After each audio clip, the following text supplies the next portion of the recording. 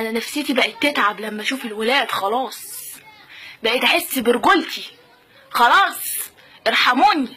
ما انا لو اعرف اربي شنبي كنت ربيته عشان اعوض النقص اللي انا بشوفه. تلاقي الواد من دول لابس البنطلون هينفجر من عليه، ومن فوق سبحان الله بعضلات، وفجأة تلاقي سلسلة وخواتم وخوايش وعامل شعره سشوار وجايبه الناحية دي. طب يعني انا اصلا بيتحايلوا عليا في البيت عشان اسرح شعري. انزل الجامعة الاقيك مسشور شعرك. يعني طب يعني اعمل ايه؟ اتصرف ازاي؟ ناخد بعثة كلنا الصومال ونروح نتجوز من هناك؟ مش مشكلة بقى اشكالهم، ما خلاص ما فيش رجالة دلوقتي، خلاص ما بقاش فيه رجاله. وبعدين اللي تلاقيه راجل مثلا ولا شكله راجل تلاقي حوالي 5000 بنت بتجري وراه. وبعدين انت اللي معجب بنفسك وملزق. اسمع مني، مفيش واحده هتعجب بيك الا واحده شخصيتها قياديه عايزه واد تهزقه. وطبعا مش هتلاقي افضل منك ولا احسن منك في ان هي تفرض عليه شخصيتها. هي عندها نقص وعايزه تحس برجولتها، فمش هتلاقي غير. وبعدين بلاش تفسروا نظرات البنات ليكوا في الشارع انها اعجاب. في بصات بتبقى استغراب.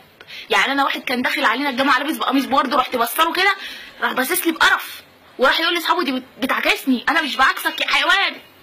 كل الجامعه بتبص لك ليه بقى؟ عشان انت شكلك ملفت، شكلك متخلف.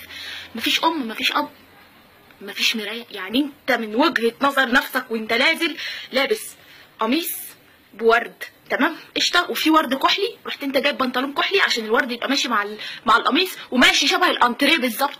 فاضل لك ستاره وكومودينو وتعمل احسن انتريه. ممكن تنزل المناصره تعمل شغل عالي هناك.